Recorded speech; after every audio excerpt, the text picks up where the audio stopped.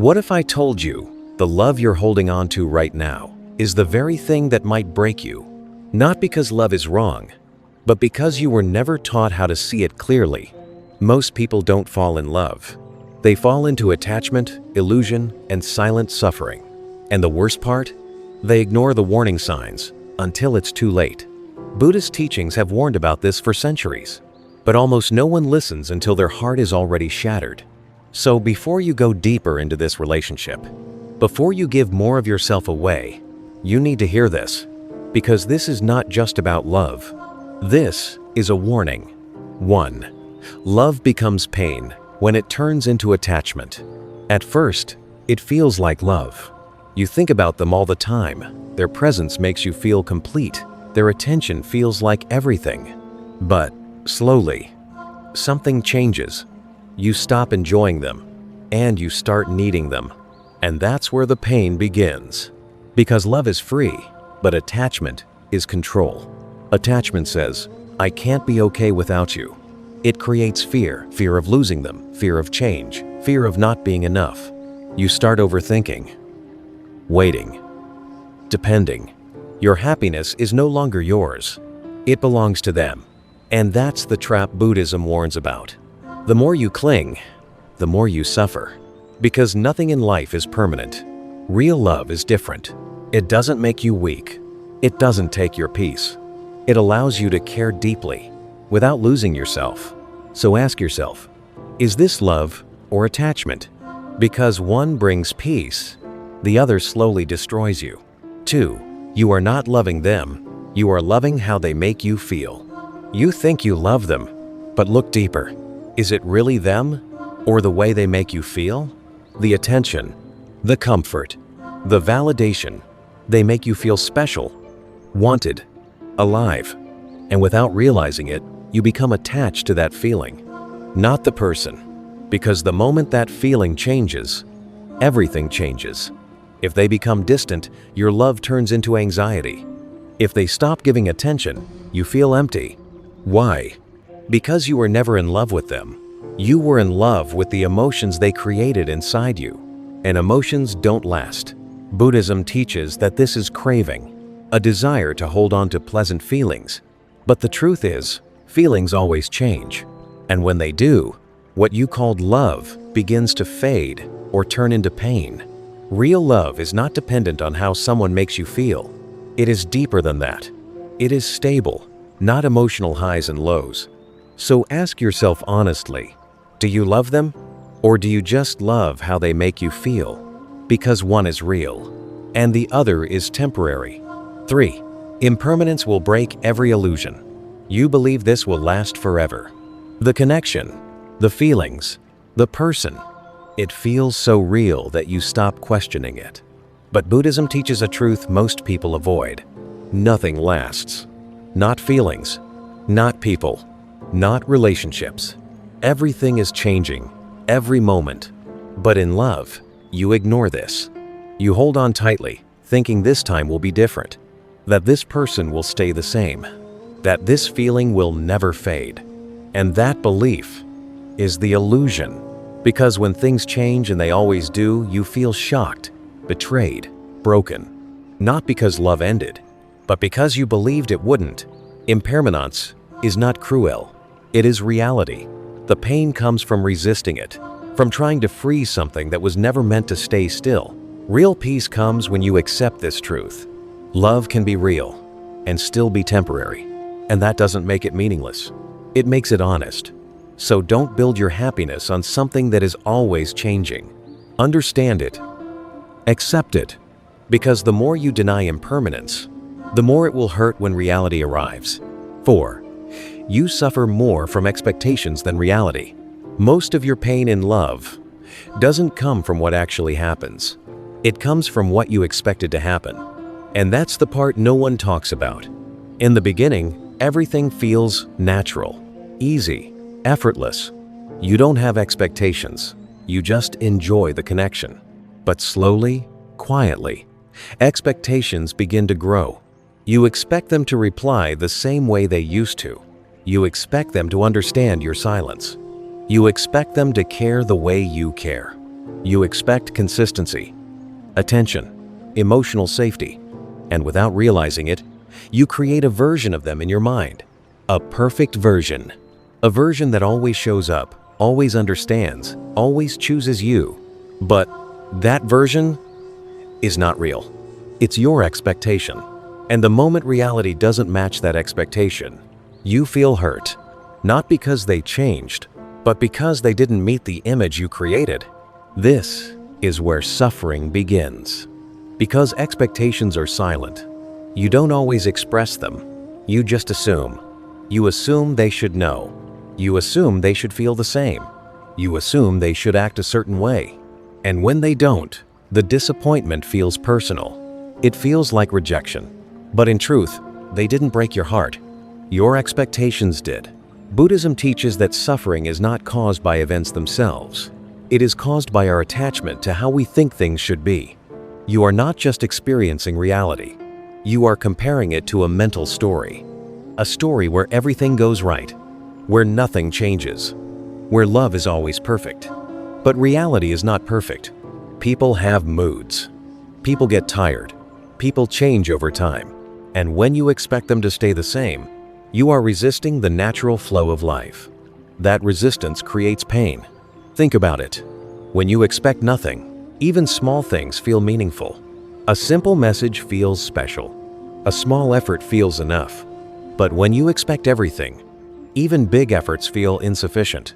Nothing satisfies you, because expectation raises the standard, and reality struggles to keep up. This is why two people can experience the same situation differently. One feels grateful. The other feels disappointed. The difference is not the situation. It's the expectation. In love, this becomes dangerous because you start measuring everything. How much do they text me? How fast do they reply? Do they care as much as I do? And slowly, love turns into calculation. You are no longer present. You are evaluating. And when love becomes a constant test, it loses its peace. Now understand this clearly. Letting go of expectations does not mean accepting disrespect. It does not mean lowering your standards. It means releasing the illusion that someone must behave exactly the way you imagine in order for you to feel okay. It means allowing people to be human, to be imperfect, to have their own thoughts, emotions, and limitations. Because when you stop expecting perfection, you stop creating unnecessary pain. You begin to see things more clearly. You respond instead of reacting. You understand instead of assuming. And most importantly, you protect your peace. Buddhism doesn't tell you to stop loving. It teaches you to love without building invisible demands, to care without controlling outcomes, to be present without constantly comparing reality to a fantasy. Because the truth is simple. Reality hurts less than expectations. It is your mind that turns small moments into deep suffering. So ask yourself honestly, are they really hurting you? Or are they just not matching the version you created in your head? Because once you see this, everything changes. You stop chasing perfection. You stop overthinking every detail. And you start experiencing love as it is, not as you imagined it should be. And in that space, there is far less pain and far more peace. 5. Clinging destroys what you're trying to keep. At first, holding on feels like love. You want more time, more attention, more closeness. You want to protect the connection. You want to make sure nothing changes. So you hold tighter. You text more. You think more. You try harder. And in your mind, it feels right. Because you're afraid. Afraid of losing them. Afraid of being replaced. Afraid that if you don't hold on, they might slip away. But here's the truth most people learn too late. The tighter you hold, the faster it breaks. Clinging does not protect love. It suffocates it. Because love needs space. It needs freedom to breathe, to grow, to move naturally. But when you cling, you turn love into pressure. You start watching everything. Their tone, their timing, their behavior. You begin to notice small changes, and your mind reacts instantly. Why are they replying late?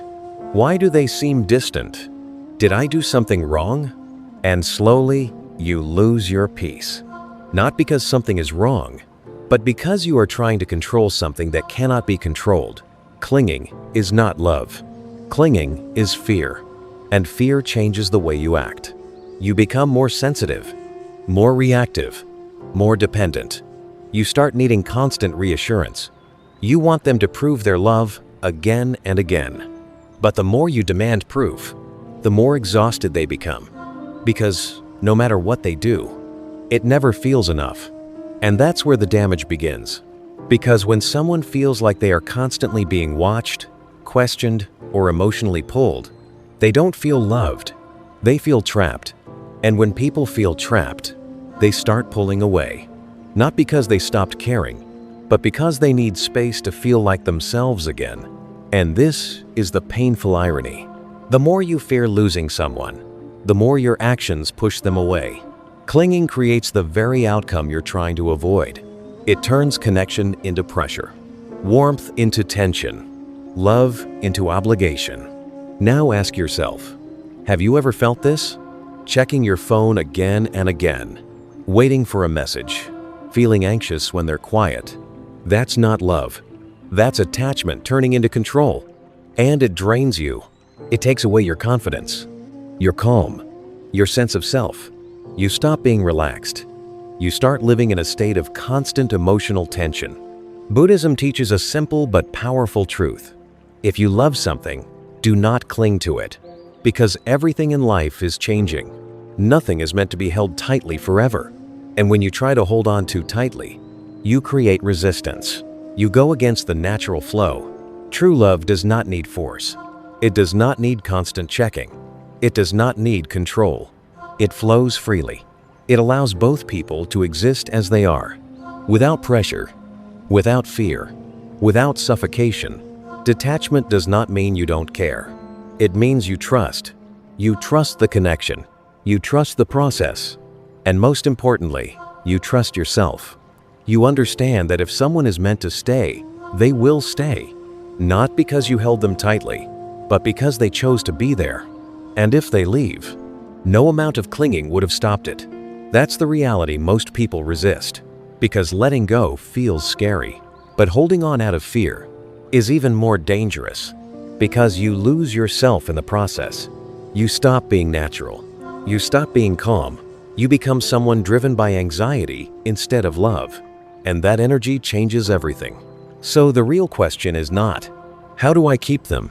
The real question is, can I love without fear? Because when you remove fear, you remove the need to cling.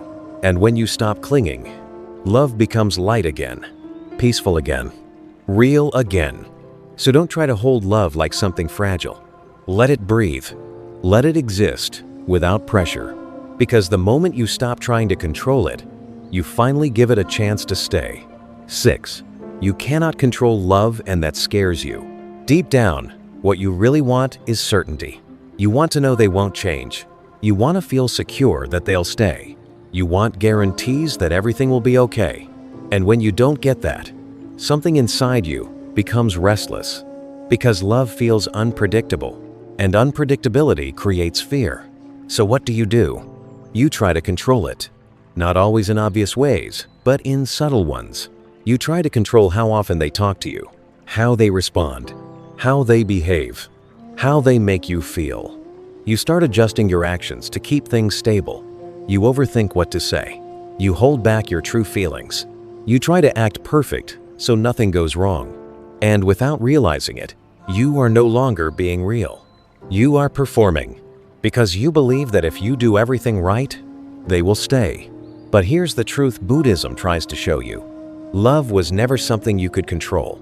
Not their feelings, not their thoughts, not their choices. You can influence, but you cannot control.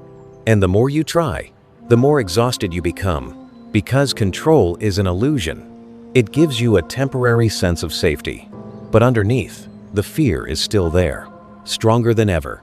You start needing things to go your way. You start feeling anxious when they don't. And that anxiety slowly turns into tension. Because now, love is no longer natural. It's forced. You are constantly trying to manage it. fix it, stabilize it, protect it. But in doing so, you suffocate it, because real love doesn't survive under pressure. It needs freedom, freedom to grow, freedom to change, freedom to be unpredictable. And that's the part that scares you the most. Because if you can't control it, then anything can happen. They can leave. They can change. They can stop feeling the same way. And your mind hates that uncertainty. So it fights back. It tries harder to control. It becomes more alert, more sensitive, more reactive. You notice every small shift. You read into every silence. You question every change. And slowly, you lose your peace. Not because love is hurting you, but because you are trying to control something that was never meant to be controlled. Buddhism teaches acceptance. Not passive acceptance, but deep understanding. Understanding that life is uncertain, that people are free, that emotions are temporary, and that no matter how much you try, you cannot force something to stay exactly the same. This doesn't mean you become careless. It means you become aware. You stop trying to control outcomes. You focus on how you show up, with honesty, with presence, with authenticity, because that is the only thing you truly control. And when you let go of control, something powerful happens. You stop living in fear. You stop overanalyzing every detail. You stop trying to predict the future, and you start experiencing the present as it is, without pressure, without tension, without constant worry. And in that space, love feels different. It feels lighter. It feels calmer. It feels real, because you are no longer trying to hold it together. You are allowing it to exist naturally. Now understand this clearly. Trying to control love will not protect you from pain. It will only create more of it, because control is rooted in fear, and fear distorts everything. It makes you react instead of respond. It makes you doubt instead of trust. It makes you tense instead of calm. So the real shift is this. Stop asking, how do I make this last forever? Start asking, can I accept whatever happens? Because acceptance doesn't mean you won't feel pain. It means you won't lose yourself trying to avoid it. And that is true strength. To love fully, without needing control. To care deeply, without demanding certainty. To stay present, even when the future is unknown. Because in the end, the more you try to control love, the more you push it away. And the moment you release that control, you finally experience it the way it was meant to be. Free. 7. Your mind creates stories that aren't real. Most of the pain you feel in love is not coming from reality. It's coming from your mind, from the stories you create, the meanings you attach, the assumptions you believe without question. At first, it seems harmless. A delayed reply, a different tone, a short message, small things. But your mind doesn't treat them as small. It starts asking questions. Why did they reply late? Why do they sound different? Did I do something wrong? Are they losing interest? And without any real evidence, your mind begins to build a story. A story where something is wrong. A story where you are being ignored, replaced, slowly pushed away. And the more you think about it, the more real it feels. Your heart reacts. Your emotions rise. Your peace disappears.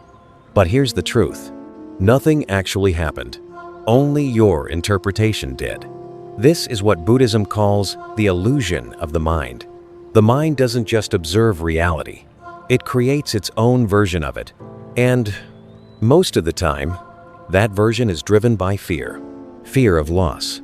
Fear of rejection. Fear of not being enough. So your mind tries to protect you. It scans for danger. It looks for signs. It prepares you for pain. But in doing so, it creates pain that doesn't even exist. You start reacting to things that are not real. You become distant. You become defensive. You question things that were never meant to be questioned. And slowly, the relationship begins to change. Not because something actually went wrong, but because your mind convinced you that it did. Think about how many times you've done this. You assumed something, and later realized you were wrong. You created a problem in your head, that didn't exist in reality. But in the moment, it felt completely real. That's the power of the mind. It doesn't need facts. It just needs a trigger. And once it starts, it doesn't stop easily. You replay conversations. You analyze every word. You imagine different outcomes. You go deeper and deeper into your thoughts until you're completely disconnected from what is actually happening. And this is where suffering grows, because you are no longer living in reality. You are living inside your thoughts. Buddhism teaches awareness, not control of the mind, but understanding it, seeing thoughts for what they are: temporary, unreliable, often inaccurate. Just because you think something doesn't mean it's true, and just because you feel something doesn't mean it reflects reality. This is a hard truth to accept, because your mind feels so convincing, so certain, so real. But most of the time, it is creating noise, not truth. Real love cannot survive constant doubt. It cannot grow in a space filled with assumptions, because when you stop trusting reality, you start trusting your fears, and fear distorts everything. It makes you see problems where there are none. It makes you react instead of understand. It makes you push away the very thing you're trying to protect.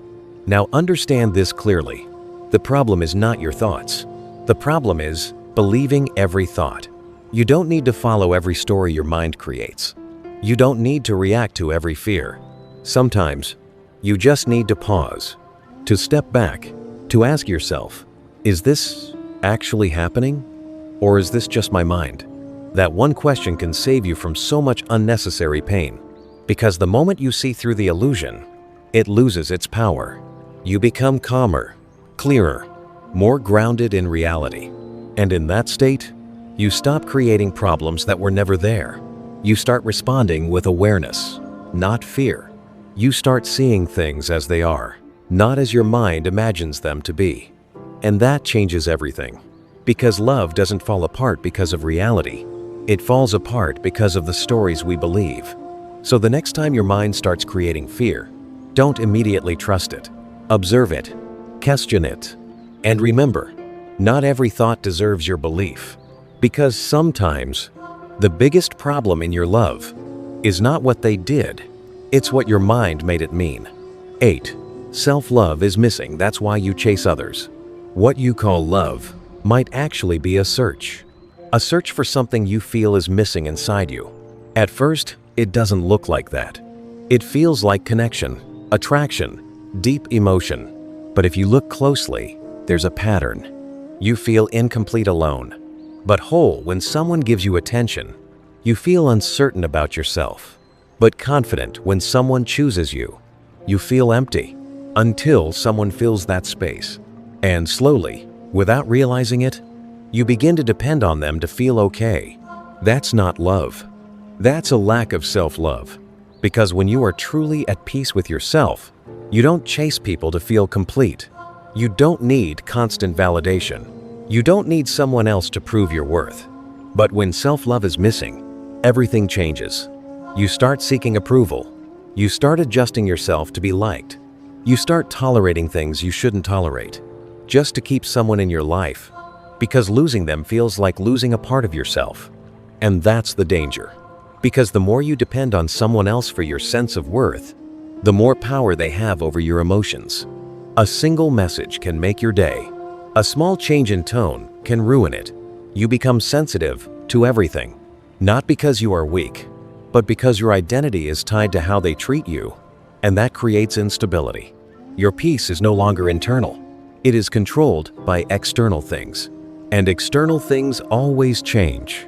This is why you chase, not because you truly love them, but because you need what they give you: attention, validation, reassurance. You chase the feeling, not the person. And the more you chase, the more you lose yourself. You stop being natural. You stop being calm. You start trying to impress, trying to hold their interest, trying to be enough. But here's the painful truth. No matter how much someone gives you, it will never feel enough if you don't feel enough within yourself. Because the problem is not outside, it's inside. Buddhism teaches that everything you are looking for already exists within you. Peace, worth, completeness. But you've been conditioned to look outside, to believe that someone else will complete you. That love will fix you. That attention will heal you. But it doesn't. It only distracts you, temporarily, until the same emptiness returns. And then you search again. This cycle continues until you turn inward, until you stop asking, "Who will love me?" and start asking, "Why don't I feel whole on my own?" Because that question changes everything. It shifts your focus from chasing to understanding, from dependency to awareness. Self-love is not about being perfect. It's about being at peace with who you are. It's about not needing constant approval. It's about knowing your worth, even when no one is reminding you. And when you reach that place, something powerful happens. You stop chasing, not because you don't care, but because you no longer need to. You can still love deeply. You can still connect. But it's different now. You are not looking for someone to complete you. You are sharing yourself, not losing yourself. You are choosing, not begging, and that changes everything. Because love becomes a choice, not a need, a connection, not a dependency. Now ask yourself honestly, are you loving them? Or are you trying to fill something missing inside you? Because if you don't face this truth, you will keep chasing people, when what you're really searching for is yourself. Most people don't fall in love consciously. They fall into patterns. They feel something strong, and they follow it without questioning it. It feels natural, automatic, almost uncontrollable. You meet someone, there's a spark, a connection, and before you even understand what's happening, you're already emotionally involved. But here's the problem. When you love without awareness, you don't choose love. You repeat it. You repeat the same mistakes, the same dynamics, the same type of people, and you don't even realize it because it feels different every time, but it ends the same way. Confusion, pine, disappointment, and you're left asking the same question. Why does this keep happening to me? The answer is simple, but uncomfortable. Because you are not aware. You are reacting, not understanding. You are following emotions, not seeing patterns. And emotions can be powerful. They can make something unhealthy feel right. They can make you ignore red flags. They can make you stay where you shouldn't stay. Because the feeling is strong, and you trust it. But not every strong feeling is truth. Sometimes it's conditioning, your past experiences, your beliefs, your emotional habits, all shaping what you are attracted to. Without awareness, you don't see this. You just feel drawn, and you follow. And that's how cycles repeat. You ignore the signs in the beginning, the inconsistency, the lack of clarity, the emotional distance, because you're focused on how it feels, not what it is. And by the time you realize something is wrong, you're already attached, already invested, already struggling to let go. This is how suffering builds. Not suddenly, but slowly, through small moments of ignoring your intuition, through choosing comfort over clarity, through staying silent when something doesn't feel right. Buddhism teaches awareness as the foundation of everything, because without awareness, you are not living consciously. You are being pulled by habits, emotions, impulses, and those things don't always lead you to peace. Awareness means seeing clearly, seeing your patterns, seeing your triggers, seeing why you are drawn to certain people. It means asking yourself difficult questions. Why do I feel this so strongly? Is this healthy or just familiar? Am I choosing this or am I reacting? These questions slow you down, and slowing down is powerful. Because most mistakes in love happen when you move too fast, when you trust feelings without understanding them, when you confuse intensity with depth. But awareness creates space, space between feeling and action. And in that space, you can see things more clearly. You notice red flags earlier. You understand your own reactions. You stop projecting your past onto the present. And most importantly, you stop repeating the same pain. Love with awareness feels different. It's calmer. It's clearer. It's not driven by urgency or emotional highs. It grows slowly, naturally, without confusion, because you are not just feeling, you are understanding. And that changes everything. Now understand this clearly. Awareness will not stop you from feeling, but it will stop you from getting lost in those feelings. It will protect you from blind attachment. It will help you see reality, not just emotion. And that is where true power is.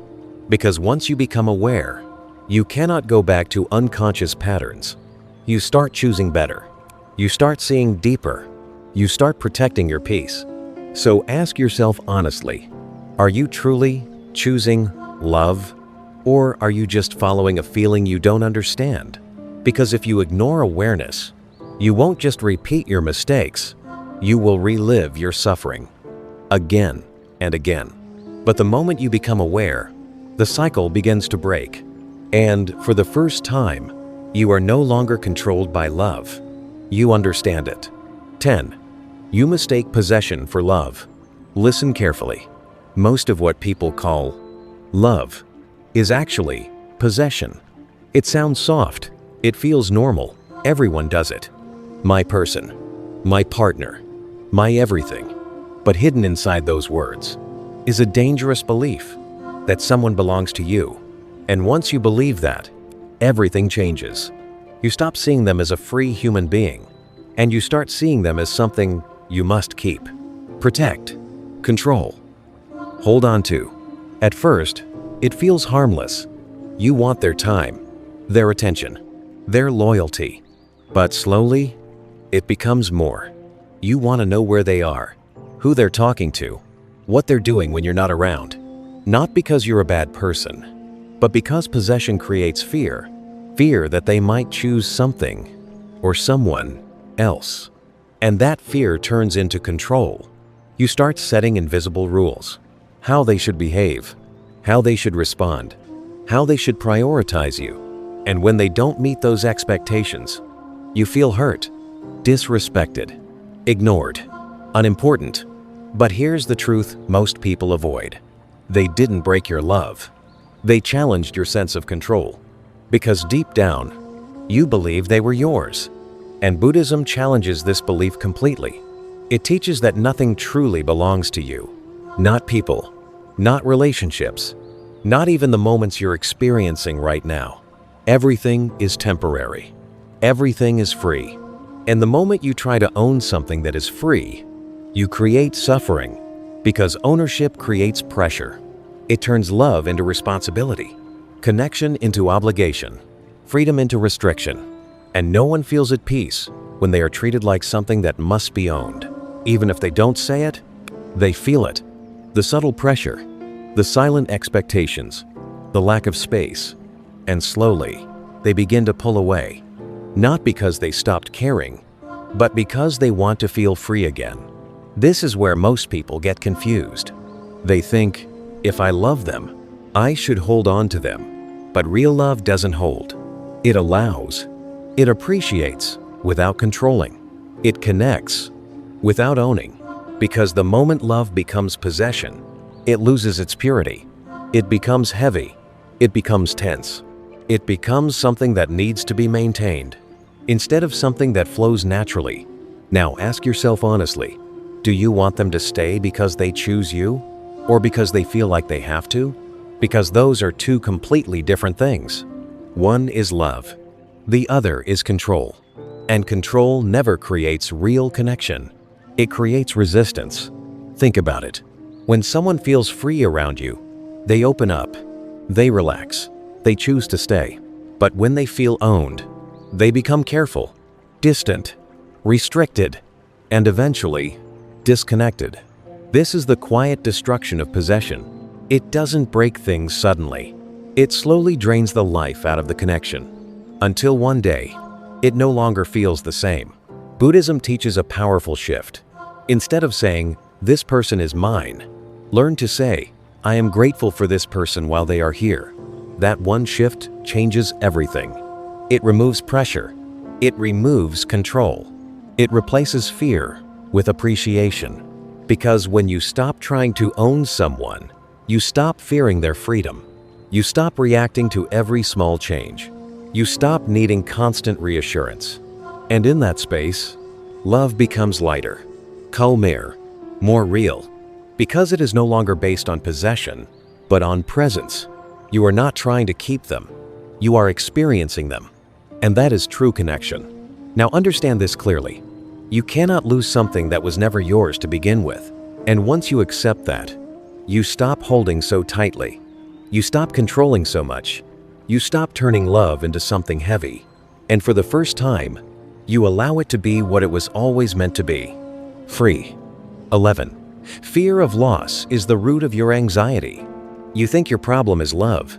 It's not. You think your problem is them. It's not. Your real problem is fear. The quiet, constant fear of losing what you have. At first, it's barely noticeable. A small thought in the background. What if they change? What if they lose interest? What if one day they're gone? You push it away. You tell yourself everything is fine. But that fear doesn't disappear. It stays. And slowly, it begins to grow. Because the more you care about someone, the more you fear losing them. And that fear doesn't stay silent. It changes the way you think. It changes the way you feel. It changes the way you act. You become more alert. You notice everything. A delay in their reply. A shift in their tone. A moment of distance. And your mind reacts instantly. Something feels off. Something feels wrong. Something feels like it's slipping away. But here's the truth. Nothing may have changed at all. Only your fear did. Fear has a way of creating urgency where there is none. It makes small things feel big. It turns uncertainty into danger. And before you even realize it, you are no longer relaxed in the relationship. You are watching it, analyzing it, trying to protect it. Because deep down, you don't feel safe. Not safe in the relationship, but safe in the possibility that it could end. And that's what creates anxiety. Not what is happening, but what might happen. You are living in the future, imagining loss before it even arrives. And your body reacts as if it's real. Your chest tightens. Your thoughts race. Your emotions rise and fall quickly. You feel unstable, not because something is wrong, but because your mind is preparing you for pain that hasn't happened. This is the trap of fear. It doesn't wait for reality. It creates its own version of it.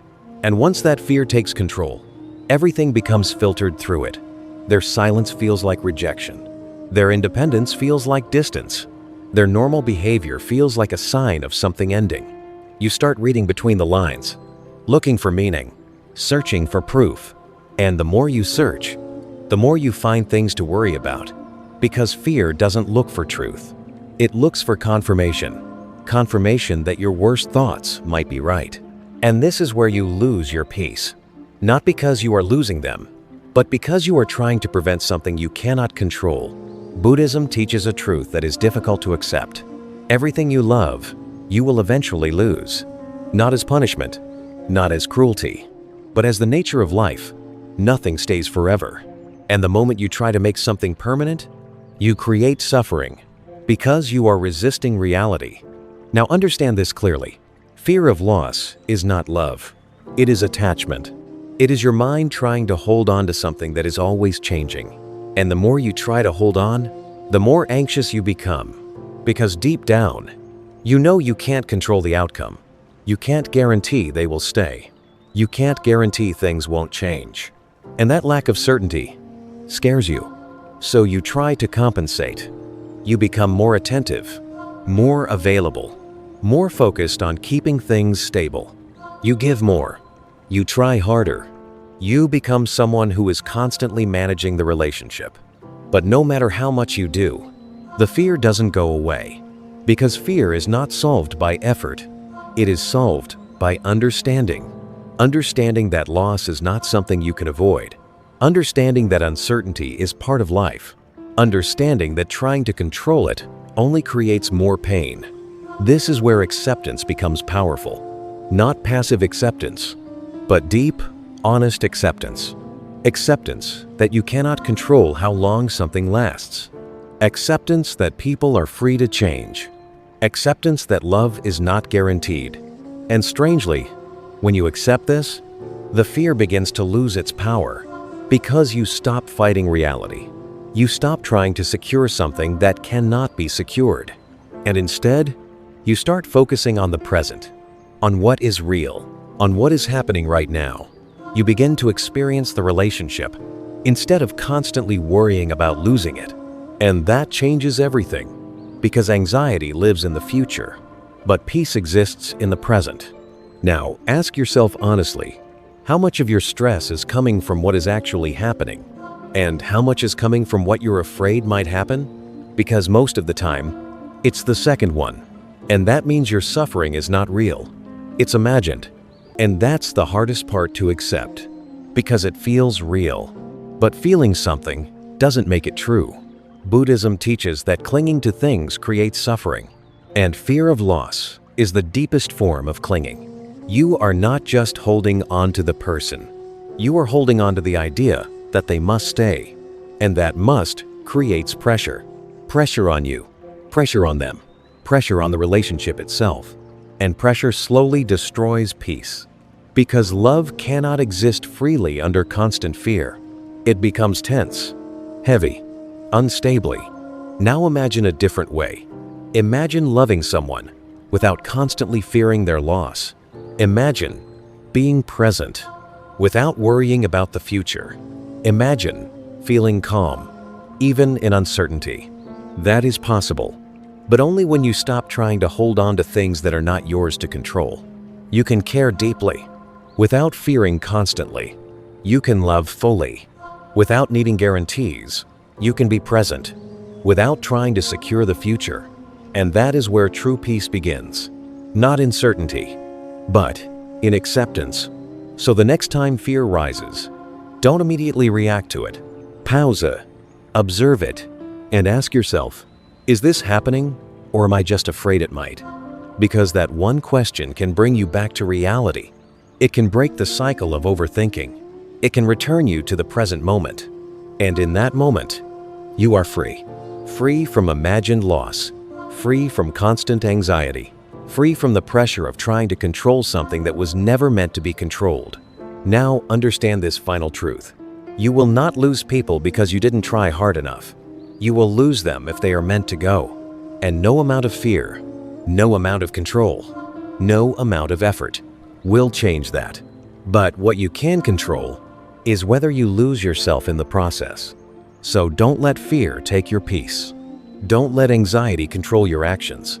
Don't let the possibility of loss destroy what you have right now. Because the more you fear losing love, the more you stop experiencing it. And that is the real loss. 12. True love is peace, not emotional chaos. You've been taught something your whole life. That love is intense. That love is overwhelming. That love is supposed to shake you, consume you, take over your mind. That if you're not thinking about them all the time, if you're not feeling extreme highs and lows, if you're not constantly emotional, then maybe it's not real love. But Buddhism challenges this completely. Because what most people call love is actually emotional chaos. And chaos is not love. It's attachment. It's insecurity. It's fear, mixed with desire. And it feels powerful. But powerful doesn't mean healthy. Think about it. The constant overthinking. The anxiety when they don't reply. The emotional highs when they give attention. And the lows when they don't. That roller coaster feeling. One moment you feel secure. The next moment you feel like everything is slipping away. And you call that love. But look at what it's doing to you. It's taking your peace. It's disturbing your mind. It's making you unstable. That is not love. That is dependence on emotional stimulation. Buddhism teaches that real love is calm. It is stable. It does not create chaos inside you. It does not make you lose yourself. It does not turn your mind into a battlefield of thoughts and fears. Real love feels like peace. Not because it is boring, but because it is grounded. It doesn't rely on constant reassurance. It doesn't need dramatic emotions to feel real. It exists quietly, steadily, without pressure. But most people are not used to that because they are addicted to intensity. They mistake drama for depth. They mistake anxiety for care. They believe that if something feels calm, it must not be meaningful. So they chase chaos. They chase relationships that keep them guessing, that keep them emotionally stimulated, that make them feel something, even if that something is pain. Because calm feels unfamiliar, and unfamiliar feels uncomfortable. So they leave peace and return to chaos again and again until they are exhausted, until they are drained, until they no longer recognize themselves. And then they ask, why does love always hurt? But the truth is, love didn't hurt you. You were never experiencing love. You were experiencing emotional instability. You were experiencing attachment, fear, and dependency, and you labeled it as love.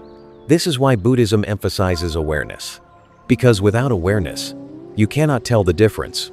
You will continue choosing what feels intense instead of what is actually healthy.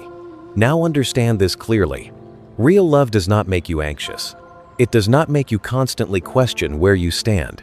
It does not make you feel like you are losing control. Real love gives you space to breathe. It allows you to be yourself. It does not demand that you constantly prove your worth. It does not make you feel like you are one mistake away from losing everything. It feels safe, not in a controlling way, but in a natural, quiet way. A way that doesn't require effort to maintain, because it is not built on fear. It is built on understanding, on respect, on presence, and most importantly, on inner stability. Because if you are not stable within yourself, even real love will feel chaotic. You will overthink. You will doubt. You will create problems where there are none, because your internal state is unstable. This is why peace must come from within first, not from the relationship, not from the other person, from you. Because when you are calm within, you don't seek chaos. You don't chase intensity. You don't confuse anxiety with love. You recognize peace. You value it. You choose it. And that changes everything. Because now, you are not attracted to what disturbs you. You are drawn to what aligns with you. And that is where real love begins. Not in emotional highs, but in emotional balance. Now ask yourself honestly, does your love feel like peace? Or does it feel like constant tension? Do you feel calm? Or do you feel like you're always trying to keep things from falling apart? Because your answer reveals everything. If it feels like chaos, it is not love. It is something else wearing the mask of love. And the longer you ignore this, the longer you stay trapped in cycles that drain you. But the moment you recognize it, you gain clarity. You stop chasing what hurts. You stop holding on to what disturbs your peace. And you start choosing differently. You start choosing calm. You start choosing stability. You start choosing something real. And that is not weakness. That is awareness. Because real love is not loud. It is not dramatic. It does not need to prove itself through intensity. It is quiet. It is steady. It is present. It does not take your peace. It becomes part of it. So don't be fooled by what feels strong. Not everything that feels intense is meaningful. Sometimes, the strongest thing you can feel is calm. And that calm is what real love has been all along. So now you see it clearly. Love is not what most people think it is. It's not obsession. It's not fear. It's not emotional chaos that controls your mind. That's attachment. That's illusion. And if you ignore these truths, you don't just lose relationships. You lose your peace. Buddhism doesn't tell you to stop loving. It teaches you to love without losing yourself, to care without clinging, to connect without control, to feel without fear. Because real love is not something that breaks you. It's something that keeps you whole. So before you call it love, pause. Look deeper. Ask yourself one honest question. Is this giving me peace? Or is this taking it away? Because your answer will decide everything. And if this message opened your eyes even a little, don't ignore it like most people do, because sometimes the warning you feel the most is the truth you need the most.